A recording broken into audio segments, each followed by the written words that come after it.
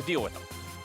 So that's an interesting one that we really haven't seen that much of. Oftentimes you do see an Aatrox into Sett, or even a Kale, which is something that TSM tried last week. The Shen is something that actually has kind of sneaky scaling, but does have to play weak side for the early portions of the game. So let's look for C9's early game and how much Blaber can influence the mid and bottom half of the map, because it does seem like Licorice is being on the defensive with this Shen pick. I'm going to be watching very closely Bjergsen's ultimate timings and placements and the decision-making around them. That's the entire reason you draft this champion. Bjergsen has, as I've already said in the past, showcased an ability to have a really good understanding of when somebody's in danger and when they're not, and how to get those ults off successfully. And him being able to save somebody from a Sleepy Trouble Bubble or a Leona CC chain is the difference between winning and losing these fights against a team that has honestly just been on another level of coordination compared to all their opponents in this. Yeah, Bjergsen has played the Zilean once this split. It was in a loss earlier on in the season towards TSM. All time in his career, according to Games of Legends, he's played it 25 times at a 76% win rate. It's actually one of his highest win rate champions of all time. So usually pulls it out on the right situations. It'll be fun to see how he uses it this game, as you mentioned. But you've gotta go into every Cloud9 game if you're the team that's not Cloud9, just with some sort of a really hard forged plan. Yeah. Because it's very obvious, just going in and winging it and hoping for the best won't work. Cloud9 always seem like they have everything planned out. We've seen this team make coordinated, aggressive moves, not just winning because they're better than their opponents, but because they're thinking 2 or 3 steps ahead. Yeah. Dueling chants coming out of the audience right now. I love it.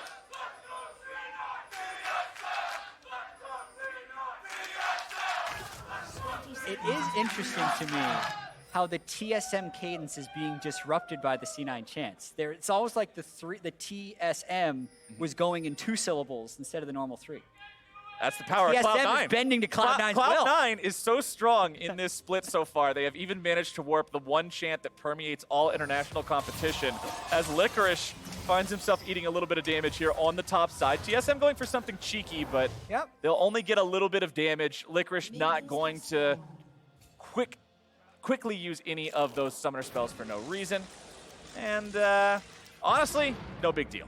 Yeah, interesting how C9, Vulcan, and Zven actually invaded red side, but didn't even opt to drop that early game ward on the Jarvan. That's usually what will happen when a team invades top side, but maybe they're just confident enough that he's going to start there anyway and they want to save their ward for later. You can actually see C9 ended up warding right here, which would generally be the path that Jarvan has to walk through if he ends up doing a level 2 game. Just making sure they're careful about Dardoch having that level 2 opportunity to get into a lane.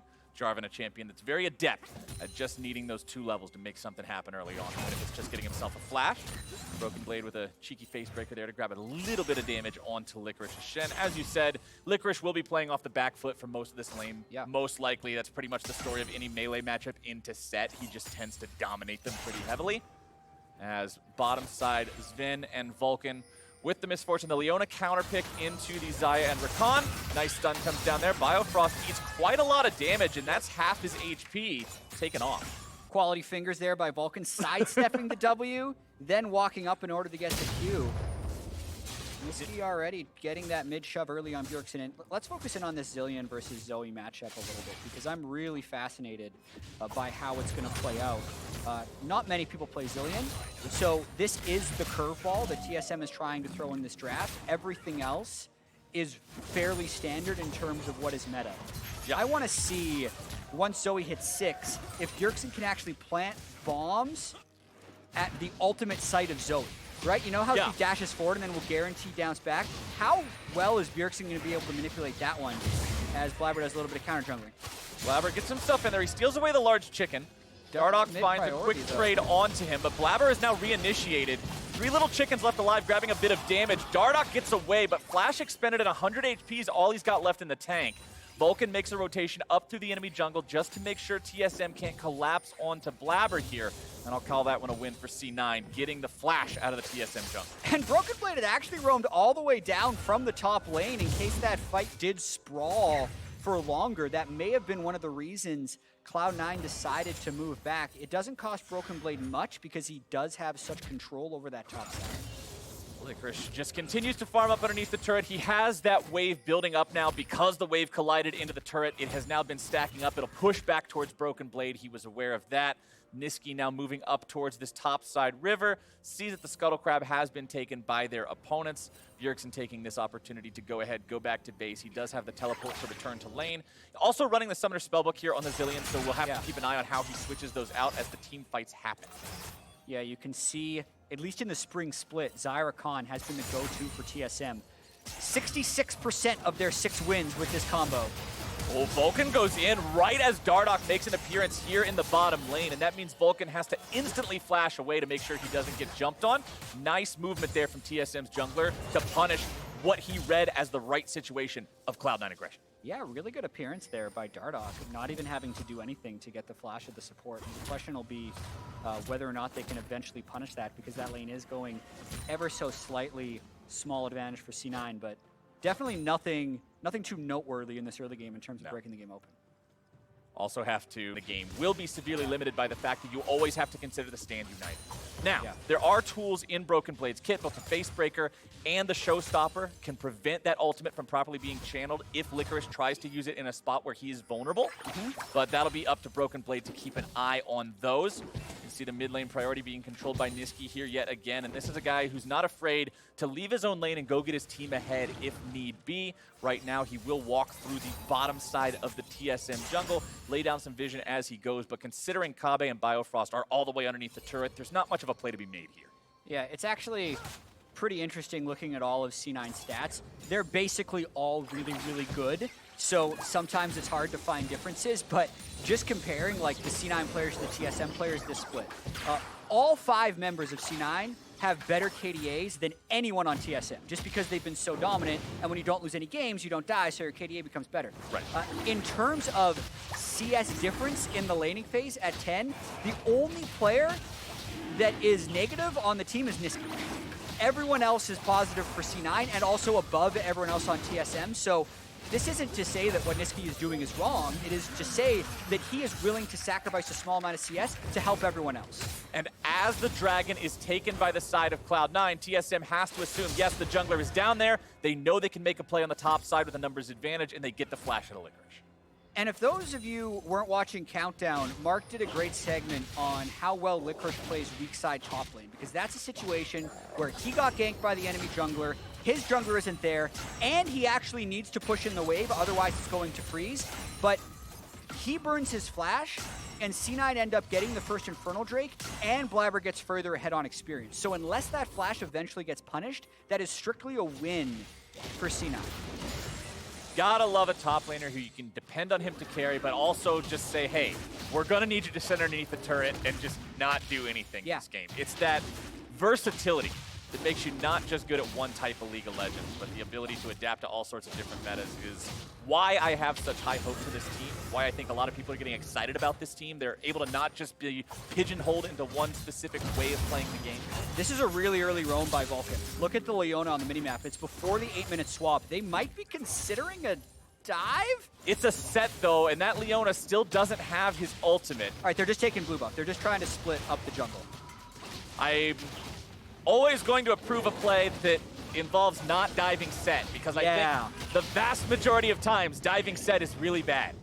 Agreed. So see, the ratio of failed dives that also include Sett is really, really high in the LCS. His grit shield is just so absurd, as well as just the ultimate being able to keep someone in turret aggro while also taking you to safety. Yeah, it's good not to dive him. But also, they ended up getting a nice invade. Bjergsen really relies on blue buff, especially on Zilean, who has very high mana cost. So pretty intentional here that Vulcan uses that roam timing to deny. It was actually a denial of Bjergsen's blue buff.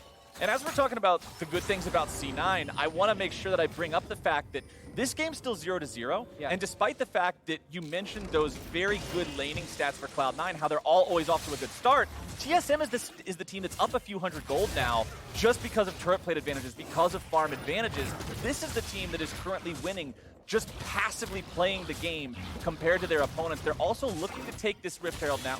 We'll see if Licorice or anybody else from C9 is able to stop it. Doesn't appear to be so, and that's Rift Herald picked up for the side of TSM.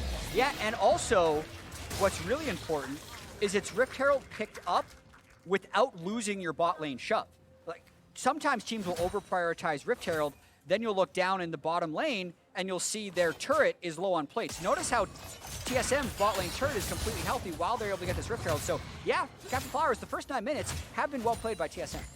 Licorice tried to dash through Broken Blade there during the Haymaker, but the hitbox actually starts at the base of the champion, not the start of the rectangle as it appears, so he couldn't get behind him in time, still took a boatload of true damage. The trade ends up going pretty even, but you can see Broken Blade building himself up a 20 CS lead over his opponent there in that top side with this set. There's a reason it has a 70% win rate in LCS. It's just so damn difficult to deal with this guy in a 1v1 situation, because Vulcan and Zven now have the opportunity to push up this bottom lane, get it underneath the turret, maybe take some plate money for themselves. Nisqy goes over the wall. Okay. But the chicken is taken out there as Bjergsen will just farm up these minions. Nisqy won't get too much of an opportunity to pour too much damage onto him. Yeah, mid lane is currently experiencing what we call blue buff difference, where one mid laner gets to spam everything and the other one doesn't. Dardoch is able to make sure he secures his Raptors, so that blue buff difference ends up not mattering that much. And now TSM's bringing the farm up top. This is a party. Broken Blade, he flashes into the Facebreaker, into the Showstopper, and there you go. First blood for TSM. Dardoch summoning Shelly with 4 people here. They're going after the turret. Ben does a good job utilizing the ulti to keep the minion wave away. Biofrost already going to be killed here in retaliation. Over the wall goes Blaber. He's able to find the damage onto Dardoch. It's a 2-for-1 for C9. Shelly gets 2 plates to make the gold come out even, but C9 fights back. There was about 4 seconds where it looked like TSM was winning. Right after they get first blood, you're like, they get first blood. I don't even have time to say they still have Rift. And then they're double killed. Just like that. Now C9 can rotate down with these death timers and secure Drake too. This play right here is really good. They do the swap. They already have Rift. The idea is kill Licorice, drop Rift, get the plates, rotate down for Dragon. So from here, awesome. They probably don't need to use the Rakan ultimate, but that's fine. Here though, you don't expect C9 to go in so aggressively knowing their player's still dead, but Nisqy is here, Bjergsen is not. So it's actually a 4v4 where one team has ultimates and the other team doesn't. That's why C9 is able to win this. They burn Leona ultimate and MF ultimate to get the win. And that fighting up top will continue while Blaber takes the Drake. Vulcan's in a bad spot here. TSM going to be bringing in another body here through the TP. Vulcan gets himself away. It's Licorice underneath the turret. Turret still has 1.5 plates worth of HP. TSM with 4 members here in the top side. Vulcan thinking about whether or not it may be worth to try to help his ally. Licorice will be dove on there, trying to just buy as much time as possible. Vulcan wanted to hang around, but is he hanging around too long? Nisqy makes his way up here into the fight now. Ulti comes out from Kobbe, but he's going to be finished off. Zven now able to put down a lot of damage onto these guys. Free firing Vulcan here on the front line, now going to be blocking up everybody from making their way into the fight. Into the stasis he goes. Still there in vulnerable range, as there comes your showstopper, but the show is stopped for Sett. Dardoch's underneath the turret, Biofrost very low, bullet time, baby! It's not gonna find the kills, but it makes TSM head to the hills. Nisqy goes forward, another bomb strapped to him. Can he find the damage? The Drowsy is down. The Battle Star is weaved through TSM. And C9 are 5-3. The Shen ultimate at the end, Captain Flowers, to keep Nisqy alive, going through. I can only say so many words per minute, man. That was an incredible fight, and this is the thing that sometimes sets C9 apart. Blaber wasn't there. That was an undermanned fight. They just outplay you. Now, this is usually where you should probably just tell your top laner, sorry, bud, you're dead. Yeah. Vulcan tries. He actually misses his ultimate there, and Licorice does go down. It does buy a lot of time, and Nisqy teleports in. What's interesting here is they get good focus down onto Kobbe, and Bjergsen's TP doesn't make it in until he can ult Dardoch. Ideally, you're ulting a higher damage target rather than your Jarvan, but this dive, it just keeps coming. Like, way over aggression by Broken Blade right there because he thought he could trade 1 for 2. He thought they killed Zven and Vulcan there. They do not. This is where the fight gets really interesting. Watch Bjergsen's bombs and the way Nisqy interacts with them. He predicts the flash.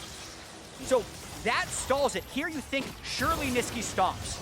He uses the borrowed flash. He weaves this. Bjergsen needed to block this, but he was thinking about the kill, right? He did land the bomb on the R side of Nisqy, but didn't account for the Shen ultimate, so they're unable to trade the kills back. What an absurdly entertaining fight. C9 comes out on top, but TSM now starting up another fight. And they found their initiation. They found the kill into Vulcan. They're going to make it 2 onto Blaber. Bullet time over the wall. Not going to find a revenge kill, but Nisqy's able to grab one over the wall now instead.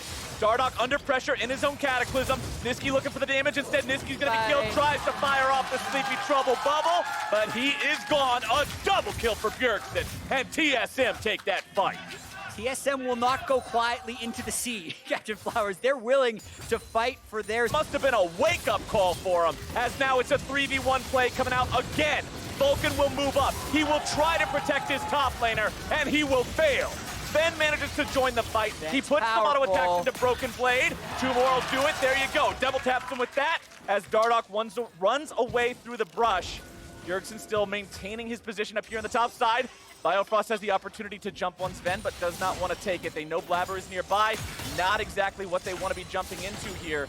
C9 even with TSM slightly behind. It's TSM with a gold lead at 15 minutes. Has any team had a gold lead over Cloud9 at 15 minutes so far this split? That's a great question for the stats team. I actually don't know, because we were looking at some stats earlier, Captain Flowers, and C9 has almost a historically good first 15 minutes of the game, but everything we keep saying when we're talking about this C9 is, I want to see them in close games. I want to see them when they are behind. So I am thrilled that we have a close competitive game now, 15 minutes in.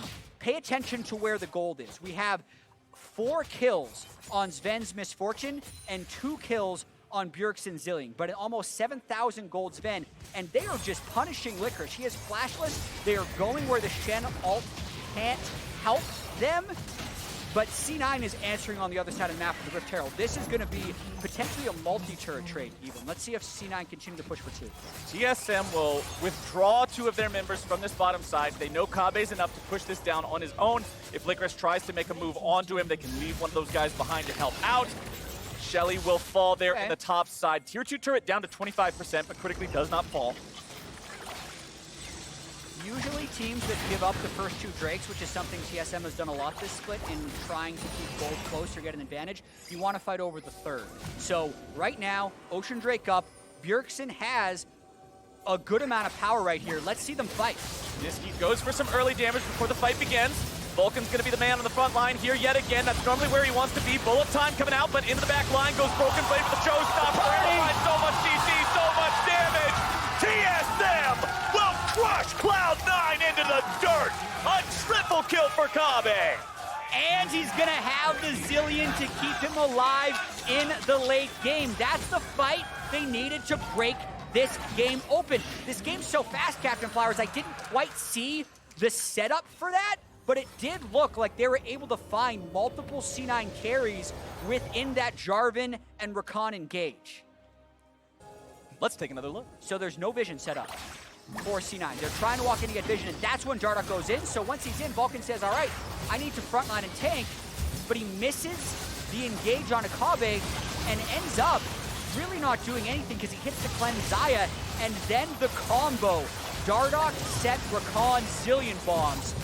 It's just a stun lock on 4 people of C9. C9 needs to spread, but they didn't know where TSM was coming from and have what ends up being a sloppy move towards Drake that propels TSM into the lead. We've been talking a lot about soup this split, my friend, and Jarvan just poured himself a big old bowl, and they threw some damage in there. They seasoned it with some AoE. They popped some ultis. Man, that was delicious if you're a TSM fan, but if you're Cloud9, that's some indigestion just waiting to happen. This team is now in a spot that we have not seen them in. Not only are they in a close game in the 15 to 20 minute mark, they are in a game that they are dangerously close to starting to slip away from in the 15 to 20 minute mark, as their opponents have showcased the ability to do what very few have been able to do. None have been able to do so far in out-team fighting them. Exactly, that's what we just saw right there. They're going for Bjerg. Bjergsen will eat the sleepy trouble bubble. The CC comes down, the stun goes through, but the ulti is there in time. You're talking about fast fingers. Bjergsen, he knows exactly where the R key is, my friend, and he is not going to allow them to get the better of him. How quickly can you self-target R? You're just praying there's a stun lock window that doesn't get you on, and he's able to do that. Gosh, I don't even know where the missed stun was in that burst combo for Bjergsen to live. And yeah, Captain Flowers. 0 ping's a hell of a drug.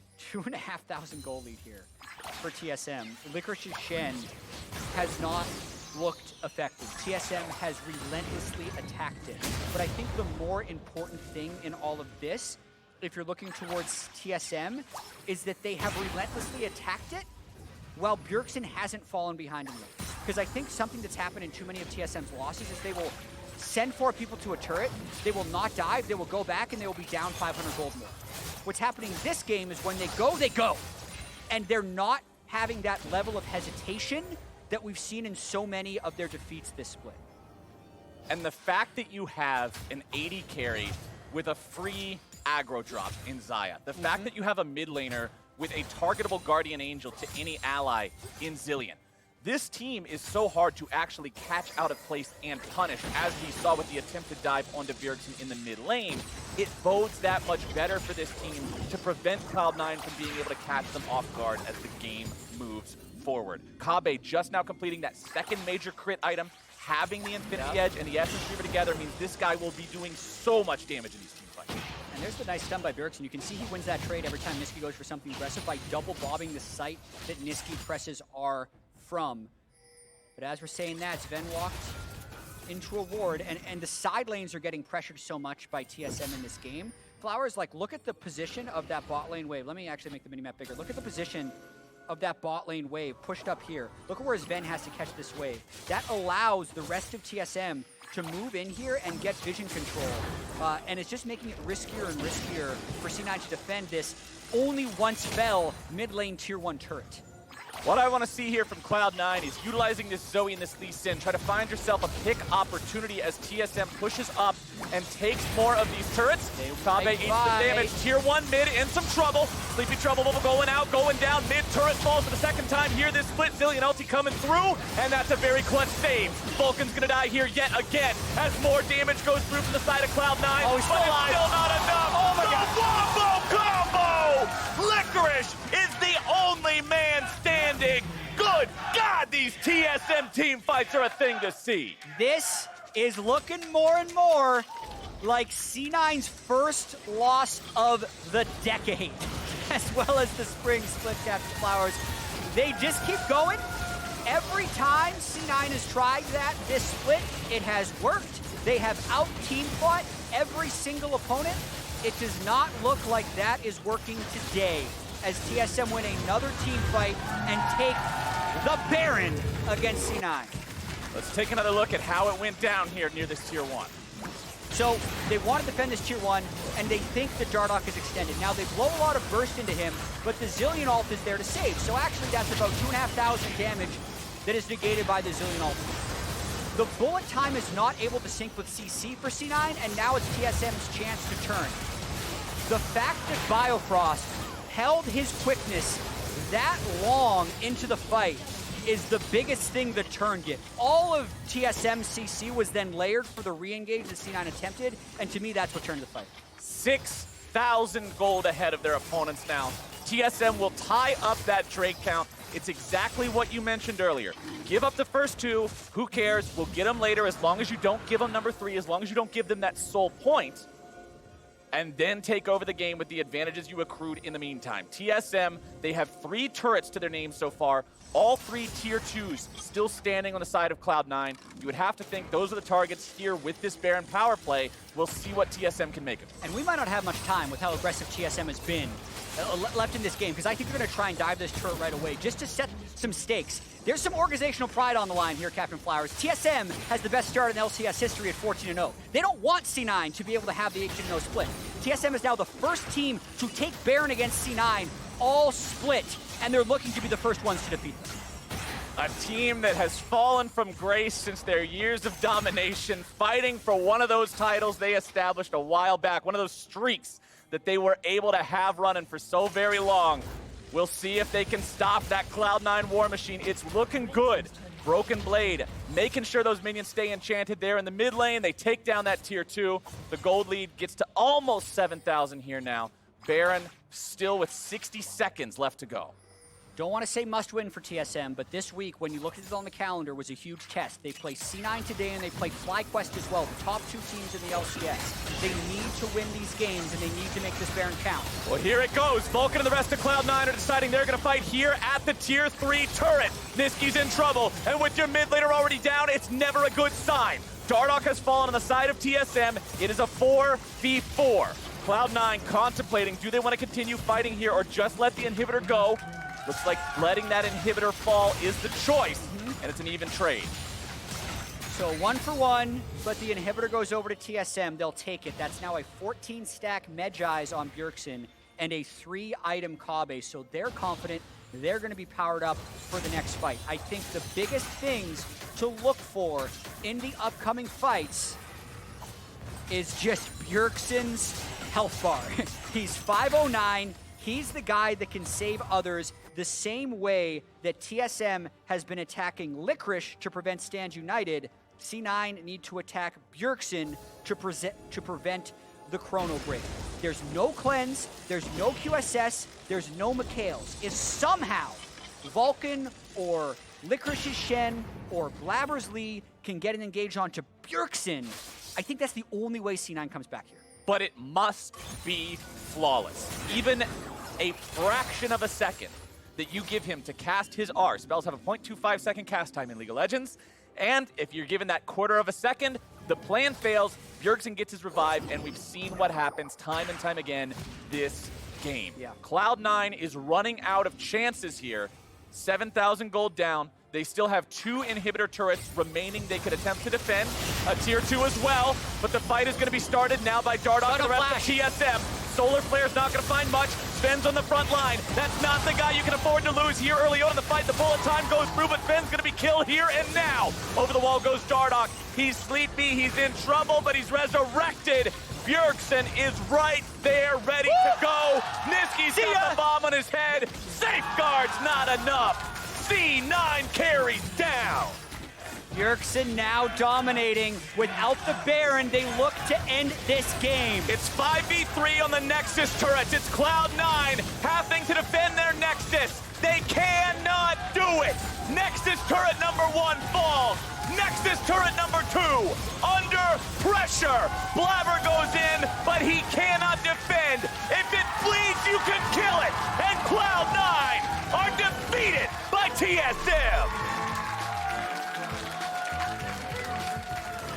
Right when TSM needed it most, they pull out the victory against the previously undefeated and what looked to be unbeatable Cloud9. And there have been a ton of questions, valid questions, about TSM this split, Captain Flowers. They have looked bad at times. Yeah. They have looked awful. Just last week, they lost to CLG. They lost to the last place team last week, as you say. But here today, I think that experimentation that they have been doing in their champion select found a level of stability. They went back to the Rakan, their most successful duo. They now move to 5-0 on the split with that. And the one curveball they threw was Bjergsen's Zilean, one of his best champions of all time when he plays it. And they made it look good. There's a reason he's got